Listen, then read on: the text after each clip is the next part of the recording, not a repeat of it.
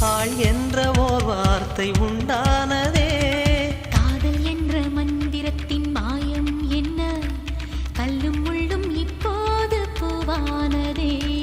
வானவில்லின் துண்டொன்று மண்ணில் வந்து யாருக்கும் சொல்லாமல் பெண்ணானதே. தென்மேற்கு